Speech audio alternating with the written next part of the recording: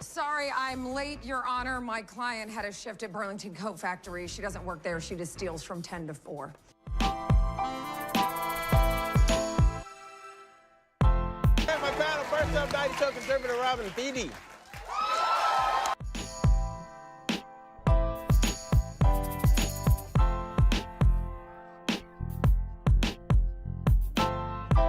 I left a show where it was me in the title, only me in the title, and I created a space for a bunch of us. Yeah. And that opened up everything. Once it became not about me and about us and about the we, my whole career changed and my life changed. Oh my God.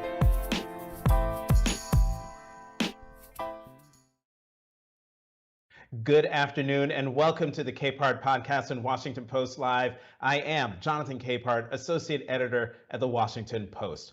From Black Lady Courtroom to Dr. Hadassah Olayinka Ali Youngman pre-PhD to one of the most hilarious games of Scrabble you will ever see. HBO's A Black Lady Sketch Show is one of the best comedy shows and one of my favorite shows on television, and it was just renewed for a 4th season. My guest today is the writer, producer, star, and groundbreaking brain behind it. She was the first Black woman to serve as head writer of a late-night talk show and the White House Correspondents' Dinner. She also headlined her own late-night show. She is Robin Thede. Welcome to Capehart on Washington Post Live. Thank you so much. I truly feel like my funeral couldn't do any better for an intro or a retrospective. So thank you so much. You made me sound very cool. Well, you are welcome. It is such a thrill to be able to talk to you and to have you on, because I'm not joking. Your show is one of my favorite shows on television. And I was doing my own show on MSNBC, and we were talking about something legal, and I had 3 Black women on the screen, 2 of whom I knew were lawyers, and I quickly looked up to see if the third was a lawyer, and Sophia Nelson was indeed a lawyer, and I said, oh my God, on air, I said this, hold up, I've got my own Black Lady Courtroom right here on television. So that's what we call them behind the scenes. But before we get into all that, we got to talk about A Black Lady Sketch Show. It's the first series of its kind, entirely written by, directed by, and starring Black women. And you told the Post, I just want to keep playing with the boundaries and breaking them. Talk about what you see as the most groundbreaking aspect of A Black Lady Sketch Show. You know, I think the groundbreaking aspect is that it exists, and that it took this long for it to exist. I think, we premiered in 2019, and there had never been anything like this before on American television. And I think that in and of itself is groundbreaking.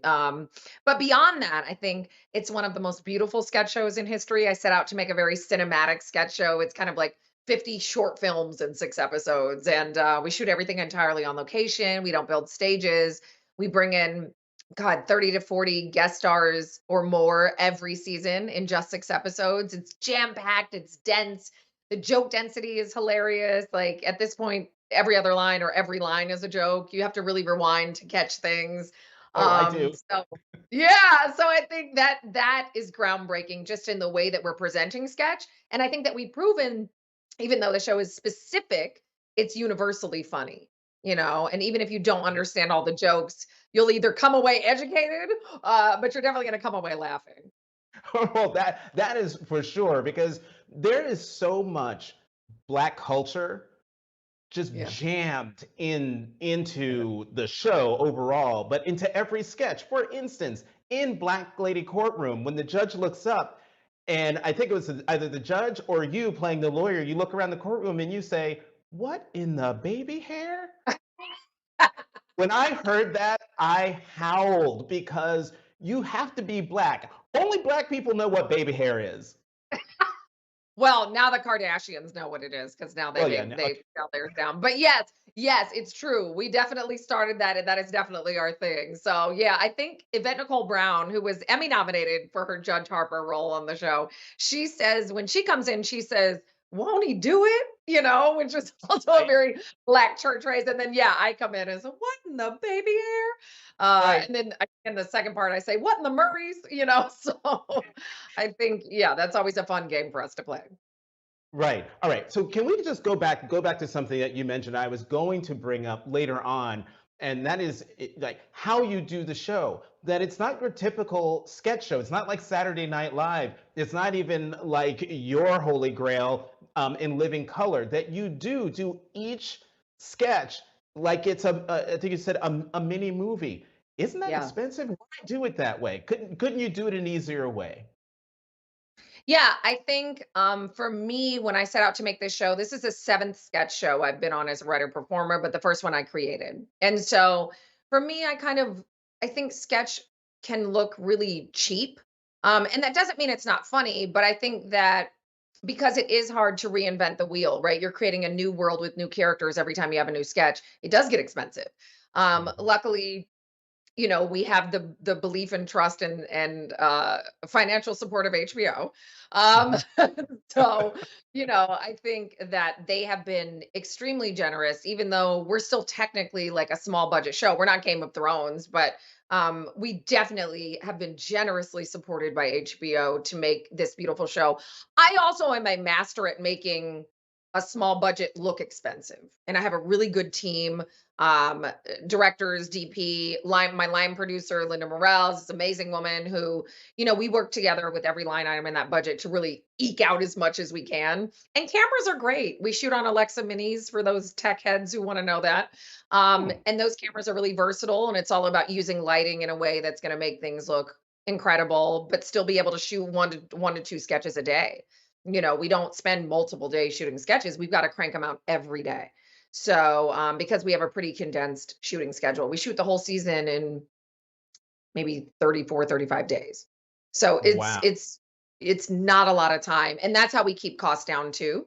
But we also try to like have our locations be in a similar area. So if we're shooting at one house, maybe we can shoot the kitchen, the living room, and the backyard at that one location and kind of crank it out. So we're really smart. We block shoot, which means we shoot everything not in chronological order. We shoot everything like, we shoot out a location. So to kind of eke as much out of that as we can. We're just really smart about it. Hmm. There are definitely shows that have higher budgets that don't look as cinematic as ours. And that's no shade to other shows. It's just that I, throughout my career, have learned how to take a dollar and stretch it. And then, of Right. course, obviously have backing from HBO to make sure that the show looks as good as it does. So it's a combination of both. Wait, we have to talk about something else that I'm sure costs a lot of money. And I don't mean to have this whole conversation be about the cost of everything, but hair. Hair is huge on your show. You told the Hollywood Yeah. Reporter something I don't think anyone knows or appreciates, and by anyone I mean me. You Yeah. said, quote, "Our hair team does not repeat a look throughout Correct. hundreds of characters every season." So, That's right. Robin, that means the 36 sketches in the 6 episodes for season 3 featured 148 separate hairstyles that Yep. were created for the main cast, guest stars, and background actors.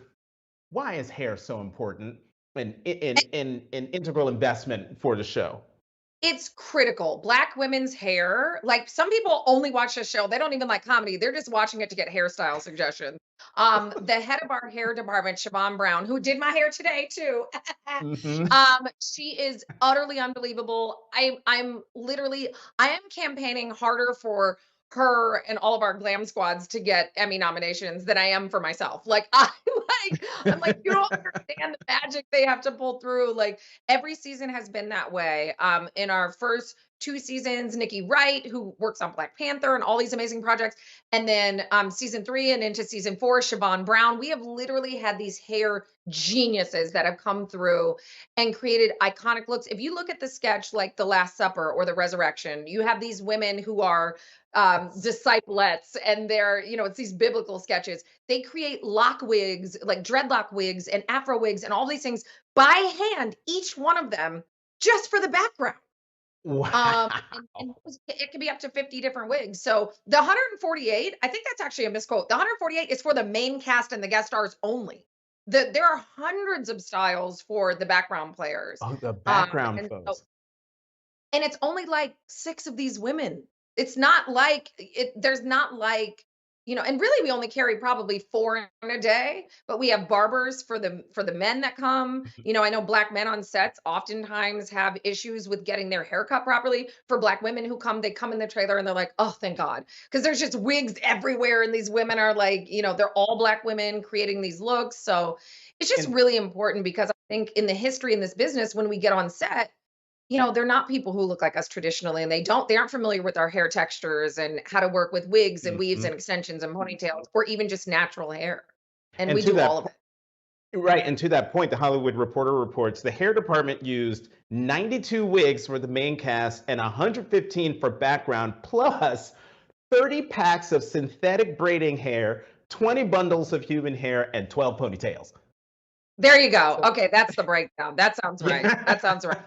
Yeah, because a All lot of right. background will wear their own hair, but then they're also styling the background's hair. So there's hundreds of Hmm. background players that they have to style, also just their own natural hair. So that's just wigs and weaves and ponytails and braiding hair. It's not talking about actually styling the hair too on hundreds of people a season. It's really incredible. I am so proud of them. It really is the magic of the show, and it's gotten better every season. And definitely every season when I'm going through my budget, I'm allocating more to hair, more to hair, more to hair. And makeup and wardrobe too. But like, the hair is our crown. It's where so much magic comes from. Also because we're a small cast, right? There was only 4 of us. There were 5 of us in season 2. There were 4 of us in seasons 1 and 3. But it's a small cast. We don't have, 30 people in the cast. So we have to look different every time we come on screen. Radically different. So much Right. so that a wig can change that. The hair and the makeup can change that so radically. So yeah, that's Let- such a testament to their work. All right, But we so work let's with I want a character like my character Selena Duplass from season 2. She has a massive receding hairline. I was like, "Can you make a wig where I'm like bald in front but I have hair in the back?" They're like, "Yeah." I mean, it's like, so it really helps create our characters. Or Sky with her jean jacket character is this kind of orange bowl cut, crazy moving hair that really speaks to who she is as a character. So it really helps us get in and do our best work. Uh-huh. And so we have to talk, let's talk about some of the characters. And one of my favorites is I mentioned in the intro, and I was glad to see it spelled out because it's hard to hear when she says it. She says, You did Doctor, really well. I'm very proud of you. but can you do the introduction to when she introduces herself, Dr. Hadassah? Yeah. I'm Dr. Hadassah Olayinka Ali Youngman, pre-PhD. It's the pre-PhD part that gets me every time. And she is in like full Mother Africa Yeah. dashiki head wrap. Well, they're not dreads. They're like She has long locks. She has like locks. sister locks, but they're blonde. Yeah. Right. Yes, they are blonde. The inspiration for Dr. Hadassah. I think I've known so many people like her over the years. I think we all have known so many people like her over the years. There are these people in our families, whether it's your aunt, your uncle, somebody you went to school with, somebody you work with, just these conspiracy theory folks who swear that they're all about education and educating others while they're kind of lacking their own education or proper education. So, but every now and then, the thing about Dr. Hadassah is though, I try every now and then to have her be right. Because I want people to be like, now wait a minute, she said kind of makes sense. Every now and then, so she's not wrong all the time. But, even a broken clock is right twice a day. So she's really fun to play. She definitely has become one of the standout characters of the series. But I didn't anticipate that when we first met her in the writer's room. But it's just interesting. You never know how things are going to take off. I didn't know But Black City Courtroom was going to be so iconic either, but I'm so happy that it is. right, but I just forgot. We actually have a clip of Dr. Hadassah to play. Oh, Watch good. this. Say good morning, children. Good morning. Who's in morning? See, the white man will have you speaking death into the top of your day, trying to kill your dreams just like they killed UPN. Write it down. Sweetie, you don't need to take notes on this. You need to take notes on this. It's Black history. You know UPN kids? One-on-one, girlfriends, cuts, Eve, all of us. Half and half. Nothing. Veronica Mars. You better not. I'm sorry, they're all 9. So, no. That gets to what you're just saying, there is some truth in that. UPN was the blackest network on television with all the black shows, and then what right? happened? It became the CW, and it was all about Veronica Mars. I mean, Gossip Girl, and all those shows that I love too. But yeah, it's like Right. all the black people, homeboys in outer space, they all disappeared. They all Disappeared. disappeared. What happened? So let's talk about another character, and Trinity is a character that I love. This is Ashley Nicole Black's spy character named Trinity, who's able to solve crimes simply because people treat her as if she's invisible. And being overlooked and discounted is a reality for many Black women. April Ryan, the White House journalist, when I interviewed her on my podcast, she told the story of a time when Mrs. Obama, as First Lady of the United States, walked outside the White House, with no disguise or anything, and nobody noticed her. As a way of talking about the invisibility of Black women. Talk about the importance of Trinity. Yeah, and I think this character that Ashley has created, shout out to Ashley Nicole Black. It's her birthday tomorrow. Give her love on social media. But she is a genius writer and a genius performer. And she came in season 1 with this character. And she said, basically, she's the CIA's top agent, not only because she's great at what she does, but because she's invisible, because she's just a normal looking plus size Black woman. And I think we can't discount what larger size Black women in this world have to deal with, but also when you have the trifecta of being, not a glamorous movie star, you're plus size and you're Black, all of those things render you invisible to some degree in society. And I think that her commentary is so sharp in the series, and it's so brilliant, and it's so funny, but so poignant. And I love the fact that she made her so good at her job that the invisibility just allowed her to, take it to the highest level. But it's such a great biting commentary on society and how we treat people and how we other people and how we literally just ignore a large segment of the population. And I know she's made a lot of people feel seen. Yeah, and I'm not even a Black woman, but as a Black person, I totally get that. I mean, that segment, that sketch always resonates with me. The New York Times said that with each episode, or I'm sorry, with each season, a Black lady sketch show has become, quote, less interested in lampooning the world than creating its own. So I wonder, how has the show evolved from exaggerating the absurdities that Black women deal with to bringing audiences into the world they live in?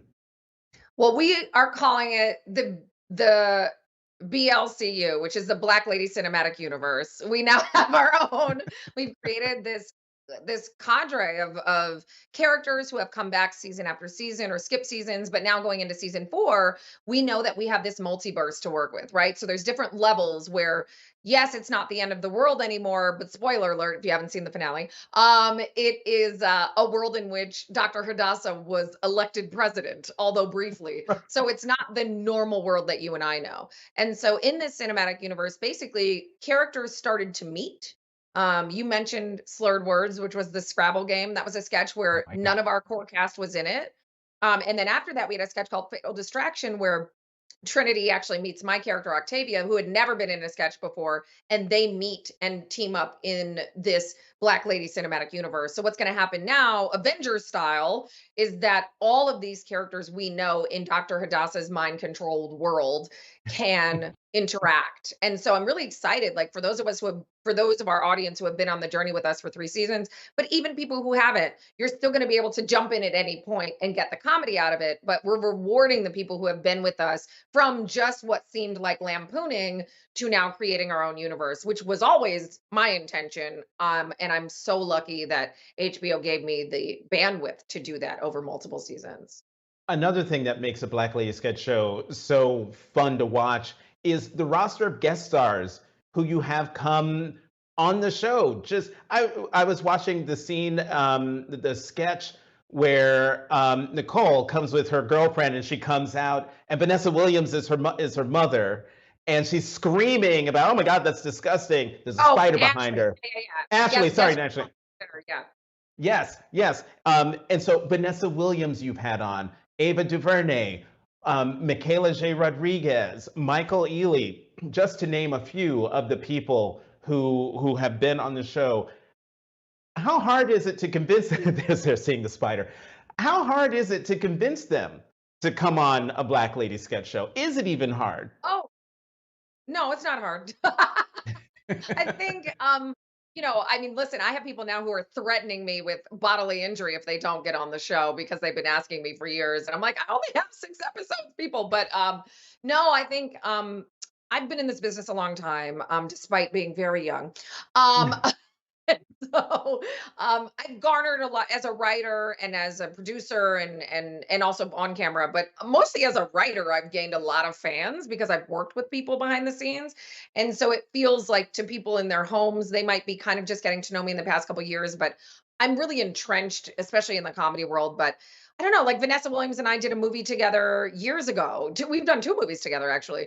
And so, just through the smallness of the Black community in the smallness of Hollywood, we all, I just know a lot of folks. And so Mhm. I just texted Vanessa Williams and was like, when are you back from London? I know you're doing a show. Do you want to come do the sketch? And I sent her the sketch and she was like, yeah.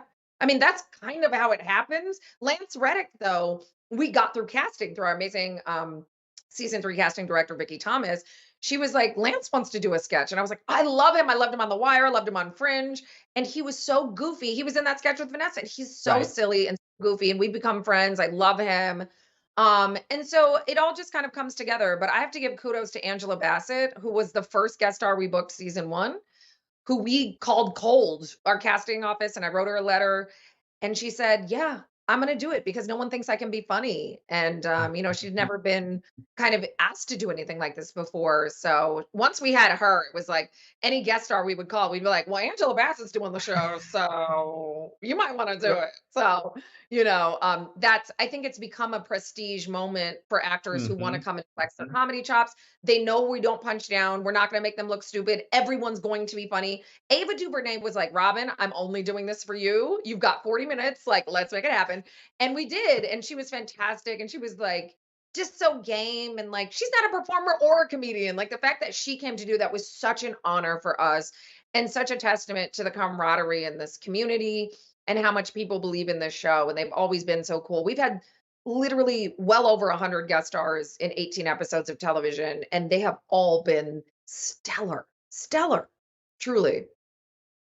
Can we talk about you for a minute? How Sure. how are you how are you doing all of this? You're writing, you're starring, you're acting, you're the showrunner, you're the EP, you're doing all of these things. And the profile in our paper in the Washington Post, the writer said you get by on 4 hours of sleep. How do you do it all? Yeah, not a lot of sleep. Look, I think I spent a lot of years in this business being very broke and very bored and very not in demand. And so I think it's just like, yo, when the time happens, I'm not going to waste a moment of it. And people are like, what do you do for self-care? And I'm like, I don't know, make an Emmy Award-winning sketch show. I don't know.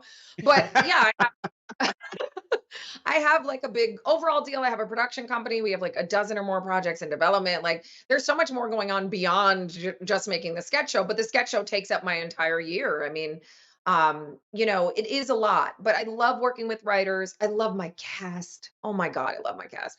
I love being on set. I love shooting the show. I love the public being able to see it once it's out. This is my gift to Black women. It's for everyone to enjoy, but it is my specific gift for Black women in the Black community. And it's my invitation to those who are not in our community to come see what we think authentically. We don't represent every Black person or every Black woman, but we are representing an authentic take. And I think Mhm. that that's what makes me so excited because I feel like so many times our comedy is watered down or it has to be explained. And HBO said, don't explain, just do you, and they've been such incredible partners and continue to be such incredible partners. So, how do I do it? I have a lot of support. I have assistants who help. I have people who care about me and who make sure that I eat because I won't. And then I have just incredible people who take care of me and I try to do the same for them. And it's my joy though to give people work. It's my joy that hundreds of people get to pass through this show in some way or another every season and earn money from it, but also earn a credit from it, that they leave here better when they came. I tell my staff, my crew, my writers, my actors, I say, you were likely underestimated wherever you were before this, and that stops now. And I think that's how I want them to treat me. I want them to hold me accountable to do my best work. And look, I'm a very demanding boss. There's no secret about that. But I think the proof is in the pudding in what we're creating. And it was no small feat to be able to do something that no one else in history had done Hmm. before. And so I don't take that lightly. And I know that if it wasn't me, it could have been one of a dozen other Black women who are equally or more talented than I am. So I just don't take it lightly. So Hmm. how do I do it? I wake up every day and realize the privilege that I have to be in this position, and I just try not to waste it. I'm going to get you on one more thing before we run out of time. And that is this. In an op-ed for Pop Sugar, whose headline I have to sort of Say clean it, up. say it. If I say it, will you hire me? Because I'll get fired. You will immediately get fired. All right, just use the All right. abbreviation. No. So the headline is F humility, brag about your stuff. That's the cleaned up word. You wrote, it's taken a lifetime of self-work and reflection to figure out that being proud of myself is wonderful and totally fine.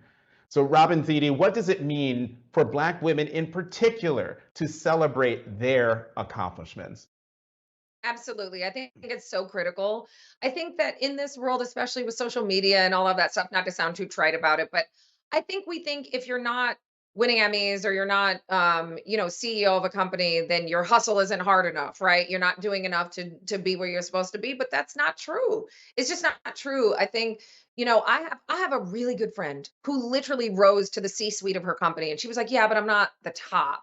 And I was like, "Ma'am, if you don't come with me to brunch so I can buy you a mimosa and celebrate you and love on you," and like, we're not celebrating. But this similarly, if you get your very first job, you get an internship, you get whatever, it's all a step in your success and it's all to be celebrated. I think we're taught, for those of us who like were in church a lot, or grew up with relatives from the South or whatever, like I had, who were kind of like, women should be not hidden, but women shouldn't be bragging, right? You should be Hmm. humble.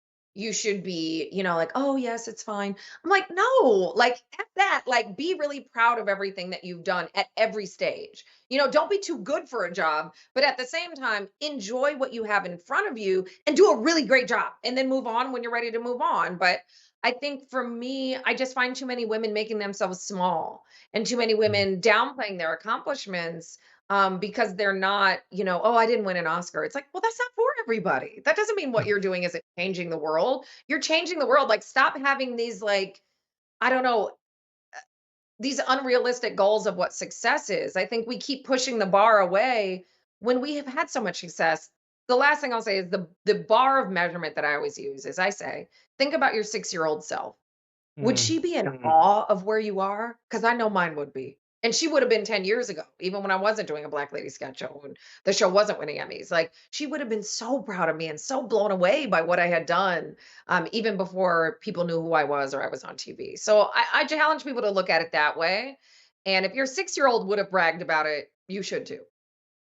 That is so terrific. I'm gonna steal that. Actually, I will give you credit. I will give you credit. You write more to the point in that piece. You write, pride doesn't require a big personality altering life change either. We can make small shifts in how we treat ourselves so that others will respond in kind.